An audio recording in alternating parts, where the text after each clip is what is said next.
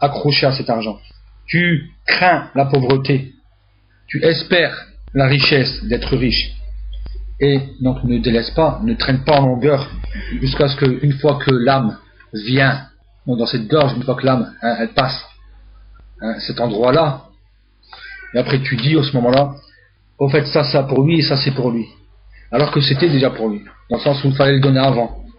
Il fallait pas, c'était dans ce moment-là, c'était avant qu'il fallait le donner, c'était pas une fois que c'est là, donne ça pour lui, donne ça pour lui. Et aussi, donc Abu Darda rapporte du prophète sallallahu alayhi wa sallam, il dit مثل الذي يعتق أو يتصدق عند موته مثل الذي يهدي بعدما يشبع. Donc le hadith qui est rapporté par l'imam Nasa'i et il est Hassan. Donc regardez ce qu'il dit le prophète sallallahu alayhi wa sallam, l'exemple qu'il donne, la métaphore qu'il va donner ici, il dit donc celui qui libère un esclave ou bien qui va donner en aumône au moment de sa mort, c'est comme celui qui donne un cadeau après, c'est comme celui qui donne après avoir été rassasié. Donc maintenant tu as un plat, tu as bien mangé, tu as plus faim et tu donnes ton reste. Donc c'est pas la même récompense que si dès le début tu avais donné.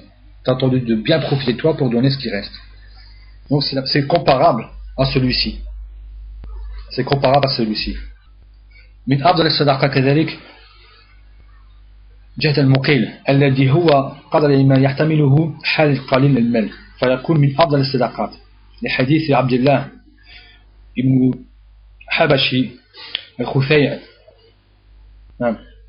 الخثيعمي أن النبي صلى الله عليه وسلم سئل أي أعمال أفضل قال إيمان لا شك فيه والجهاد لا خلود فيه وحجة مبرور قيل وأي الصلاة أفضل قال طول القنوت قيل فأي الصدقة أفضل قال جهد المقيل. Donc c'est pour celui en vérité donc qui n'a pas en vérité donc bien sûr énormément de moyens. La meilleure sadaqa, si tu n'as pas beaucoup de moyens, alors que tu n'es pas spécialement riche et que tu donnes, donc tu fais partie en vérité de quoi, de ceux qui ont fait les meilleures sadaqa, parce que tu as donné alors qu'à l'origine tu n'es pas quelqu'un de riche. Donc le prophète sallallahu alayhi wa sallam a dit, lorsqu'on le questionna sur quels sont les meilleurs actes, il a dit une foi qui n'est pas donc, qui n'a pas de doute, une foi qui n'a pas de doute. Donc quelqu'un qui en vérité il croit en Allah Azza wa Jal bidoun shak, il n'a pas en vérité de doute dessus. Et ça se fait partie justement des piliers de la ilaha illallah. Et aussi un combat donc où la personne n'aura pas volé dans ce combat, ainsi que le hajj al-mabrour, donc le hajj qui est en vérité donc agréé, le hajj qui va être en vérité agréé auprès d'Allah Azza wa Jal, donc le meilleur hajj. Et on a dit aussi, et quelle est la meilleure prière? Il a dit donc sa prière qui est la plus longue, la prière qui est la plus longue. Et on dit aussi, et quelle est la meilleure sadaqa? Il a dit donc celui qui donne en vérité avec peu de moyens, alors qu'il a peu de moyens. Et après aussi il continue dans le hadith, قيل فأي الهجرة أفضل قال من هاجر ما حرم الله عز وجل. Et quelle est la hijra qui est la meilleure? Il dit donc c'est celui qui s'éloigne, celui qui s'écarte de ce dont Allah a interdit عز وجل. قيل فأي الجهاد أفضل قال من جاهد المشركين بماله ونفسه. Quel est donc le meilleur du combat? C'est celui qui combat donc les mécréants, donc les mécréants de ses biens ainsi que de son nefs. قيل فأي القتل أشرف قال من أهرق دمه وحقر جواده.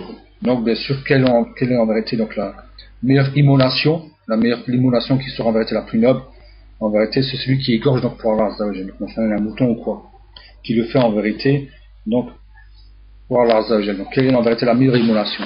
C'est celui qui va égorger pour Allah Azza wa Jal, donc bien sûr la brebis, le mouton ou autre. Et aussi le prophète sallallahu alayhi wa sallam dit sabaqa dirham 100,000 dirham. Donc il dit قال رسول الله صلى الله عليه وسلم سبق درهم 100,000 درهم.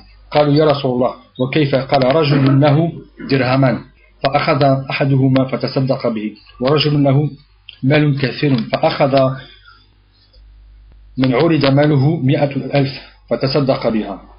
Donc il montre que sabaqa dirham 100,000 dirham.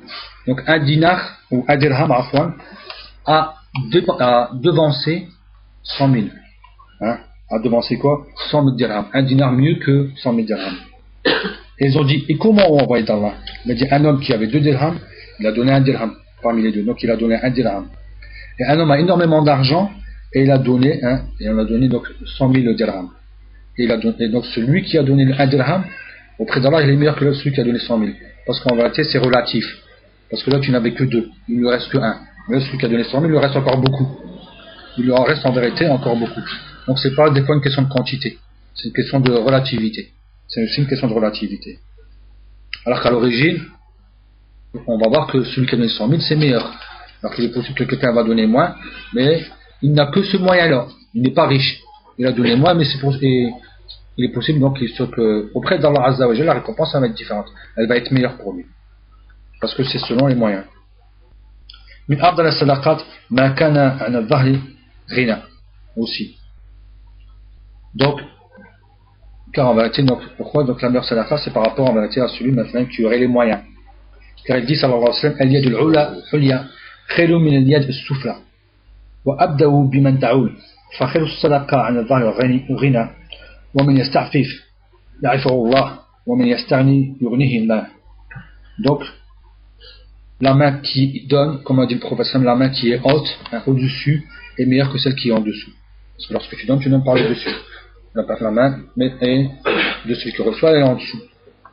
Et commence par celui qui est donc le plus proche de toi, qui a plus le mérite de recevoir auprès de toi. Donc la famille, ma femme. Et la meilleure sadaqa, c'est lorsque la personne, justement, est à l'aise.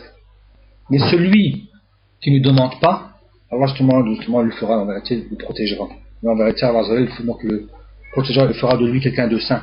Mais celui qui n'en a pas besoin, Allah justement l'enrichira. Celui qui en vérité qui se passe des autres, celui qui va réussir à se passer des autres, Allah Azza va l'enrichir. Allah Azza wa Jalla donc va l'enrichir par rapport à cela. Sixièmement, min afdal sadaqa ma yu'ta al-aqarib. Donc parmi les meilleurs sadaqas, c'est ce qu'on donne donc aux proches, à la famille.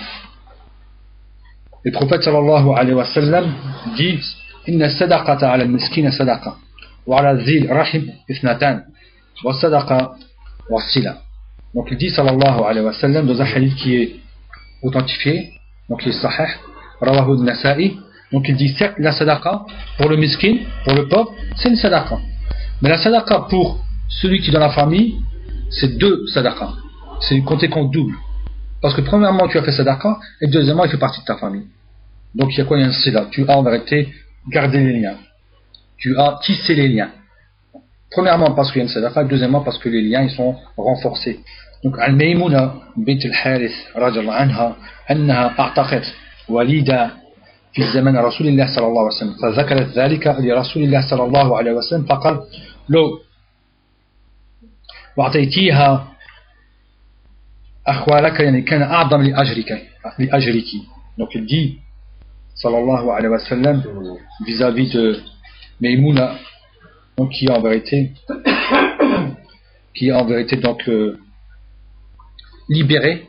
Donc elle a libéré en vérité donc une dame, donc une esclave à l'époque du prophète sallallahu alayhi wa sallam, et elle a rappelé ça donc au prophète sallallahu alayhi wa sallam, et il lui a dit si seulement tu l'avais laissé, si tu l'avais donné cette esclave ou cette servante à tes oncles, ça aurait été meilleur pour que tu aurais eu plus de récompense. Tu aurais eu donc plus de récompense, dans le sens où peut-être eux ils en ont besoin. Ils ont besoin en vérité de quelqu'un qui va les servir. Ils ont besoin de quelqu'un qui va les servir. Donc la sadaqa que tu aurais fait, ça aurait été mieux. Elle serait restée avec eux, tu aurais eu encore plus de récompense que le fait qu'elle est devenue libre. Imaginez-vous un peu. Parce que ça reste dans la sadaqa qui fait partie de la famille. Donc on comprend que c'est encore meilleur que le fait de libérer l'esclave. Alors que libérer l'esclave, ça fait partie des meilleures adorations. C'est parmi les plus grandes adorations. Mais là, cette sadaqa-là, le fait de donner à la famille, ça passe, c'est encore quoi? Il y a plus de récompense dans le fait de donner à la famille que plutôt que de libérer un esclave. Imaginez-vous un peu la chose. Le Nabi sallallahu alayhi wa sallam aussi dit Sadaqa ibn Mas'ud yani zawjuka wa waladuka haqqu min an man tasaddaqta bihi alayhim. Et ça bien sûr parce que c'est donc une qissa Zaynab imra'atun yani ibn Mas'ud annaha qalat ya nabi Allah innaka yani amarta al-yawm bis-sadaqa wa kana 'indi حلي لي فردت أن يتصدق بها فزعم ابن مسعود أنه وولده حق يعني أحق من من تصدقت به عليهم فقال النبي صلى الله عليه وسلم صدق ابن مسعود زوجك وولدك حق من تصدقت به ou من تصدقت به plutôt. Donc Ibn Mas'ud, la femme, donc, elle raconte, donc Zaynab, donc c'est une femme, la femme de Ibn Mas'ud, qui raconte: oh envoyé d'Allah, aujourd'hui tu as ordonné de la sadaqa. Aujourd'hui tu nous as ordonné de faire sadaqa, de faire l'aumône. Donc, et j'avais donc une parure et donc un habit, cet habit-là, et j'ai voulu donner de cela. J'ai voulu donc le donner en aumône. Et Ibn Mas'ud prétend que lui et son enfant sont plus à même à recevoir donc cette aumône. Si je la donne, donc c'est eux qui méritent le plus de recevoir donc cette aumône. Et le prophète sallallahu alayhi wa sallam a dit, Ibn Mas'ud a dit vrai. Ibn Mas'ud a dit vrai. Ton mari, Zawjuki, nam, waladuki, haqqu man tasaddaqti bihi alayhi. Donc il dit Zawjuki, donc ton époux et ton enfant sont plus à même à recevoir ce que tu vas en vérité donner en aumône pour eux. Pour afdal nafaqat, nafaqa ala al-iyal wal ahl. Et les meilleures en vérité dépenses, nafaqa, ça va être les dépenses qui sont journalières, ce qu'on fait tout le temps. Donc ce sont les dépenses qui sont bien sûr pour la famille. Al-iyal wal ahl, donc en vérité la famille en général. En vérité pour la famille en général. C'est pour ça qu'Allah Azza wa Jalla il commence donc wal aqrabin. Kul ma anfaqtum min khairin falil walidayn wal aqrabin wal yatama wal masakin wa ibn as-sabil wa ma taf'alu min khairin fa inna Allah bihi alim. Allah Azza wa Jalla lorsqu'il montre dit là où vous allez dépenser comme bien, donc c'est pour les parents ainsi que les proches. Donc il a commencé par les plus proches, les parents, la famille, les proches, les orphelins, les pauvres, ceux qui sont sur la route. Nous sabil, donc c'est celui maintenant qui va voyager et qui se retrouve dans un endroit qui n'est pas le sien, et qui n'a pas les moyens de pouvoir maintenant continuer le voyage. Donc on va leur donner à eux aussi. Et tout bien que vous faisiez, certes Allah est au courant. Donc pourquoi Allah commence par les parents? Parce que c'est haq. Et vous connaissez bien en vérité le hadith que les trois qui étaient en vérité dans la grotte, qui sont entrés dans la grotte où la pierre elle s'est refermée. Donc le rocher s'est refermé sur cette grotte, ce rocher qui est tombé d'une montagne et qui s'est refermé sur cette grotte. La personne a attendu que les parents se réveillent afin qu'il leur donne justement de cette nourriture pour qu'ils mangent avant les enfants. Donc il a donné d'abord aux parents avant de donner aux enfants. Et Allah Azza wa Jalla le montre là aussi, il commence par les parents, après les proches. Car pourquoi les parents et pas savants? Parce que leur obéissance elle est obligatoire. Et parmi la meilleure obéissance que l'on puisse faire envers les parents, c'est justement le fait de leur donner quelque chose, sadaqa, nafaqa. C'est en vérité le fait de dépenser pour eux. C'est pour ça qu'ils sont là, ils sont écrits, ils sont notés. Et parmi aussi parmi les plus grandes désobéissances que tu puisses faire envers tes parents, c'est de ne pas les aider. C'est en vérité de ne pas les aider. En vérité de les délaisser comme ils sont et tu ne les aides pas. Donc ça rentre dans la plus grande désobéissance. Pourtant on dirait qu'on ne les a pas désobéis. On est même peut-être bon avec la parole. Mais en vérité, on ne les aide pas. On ne les aide pas. Et bien ça rentre dans les grandes désobéissances envers les parents. Donc on finit ici. Dernier hadith, et après c'est terminé, c'est Waqt al-Isha. Où Abu Hurayra radiyallahu anhu donc rapporte que le prophète sallallahu alayhi wa sallam a dit tasaddaqu, donnez. Faqala rajul ya Rasulallah, indi dinar, qala tasaddaq bihi ala nafsik. Donc il dit, oh Allah, j'ai un dinar. Il dit donc tasaddaq bihi, donc dépense-le en aumône pour toi-même. Qala indi akhar. Il dit j'ai un autre dinar. Qala tasaddaq bihi ala zawjatik. Donc dépense-le pour ton épouse. Qala indi akhar, et j'ai un autre dinar. Qala tasaddaq bihi ala waladik. Dépense-le pour ton enfant. Qala indi akhar. Qala tasaddaq bihi ala khadamik.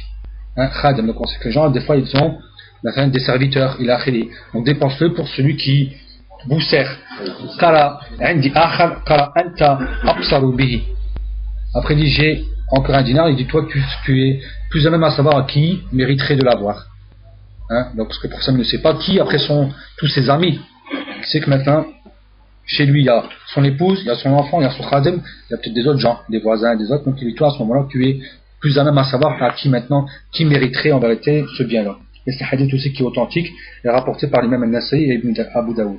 Barakallahu fikum. Subhanaka wa bihamdika ashhadu an la ilaha illa ant astaghfiruka wa atubu ilayk.